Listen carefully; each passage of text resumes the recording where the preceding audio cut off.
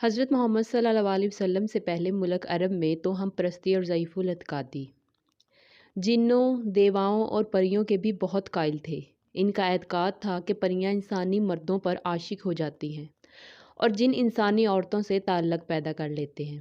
جنوں کو وہ غیر مرئی مخلوق سمجھتے، مگر ساتھ ہی یقین رکھتے تھے کہ مجردات اور مادیات سے مل کر اولاد پیدا ہو سکتی ہے۔ چنانچہ اہل عرب کا عقیدہ تھا کہ جرہم انسان اور فرشتے کے تناسل سے پیدا ہوا تھا۔ یہی عقیدہ ان کا شہر سبا کی ملکہ بلقیس کی نسبت تھا۔ عمر بن یربوع کی نسبت اس کا خیال تھا کہ آدمی اور غول بیابانی کے تناسل سے پیدا ہوا تھا۔ جس اونٹنی کے 5 بچے ہو چکے ہوں اور 5واں نر ہو، اس کو بہرا کہتے اور اس کا کان چھید کر چھوڑ دیتے تھے۔ وہ جہاں چاہے کھاتی چرتی پھرے، کوئی اس سے تعرض نہیں کرتا تھا۔ اگر بھیڑ کے نر بچہ پیدا ہوتا، اس کو بتوں پر چڑھا دیتے، مادہ ہوتا تو اپنے لیے رکھتے۔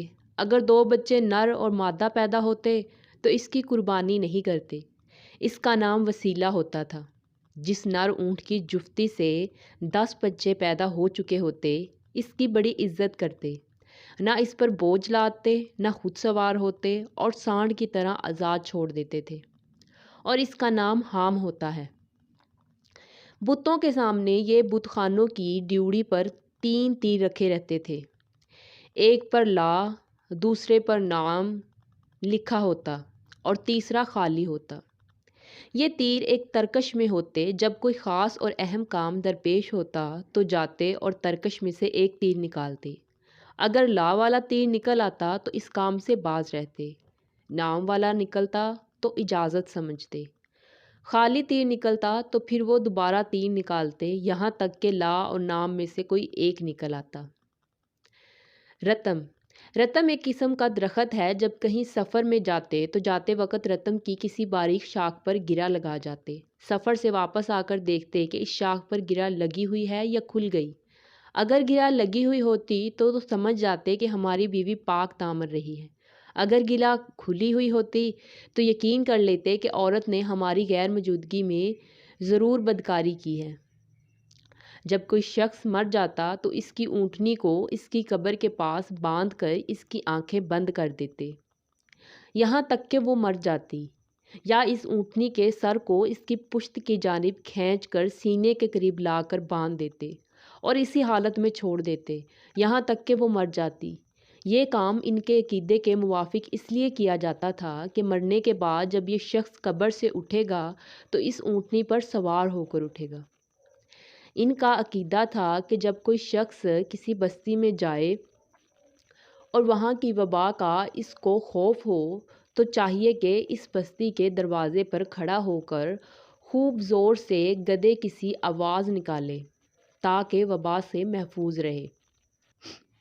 جب کسی کے پاس 1000 سے زیادہ اونٹ ہو جاتے تو ان میں جو سانڈ ہوتا اس کی دونوں آنکھیں نکال لیتے تاکہ تمام اونٹ نظر بد سے محفوظ رہیں۔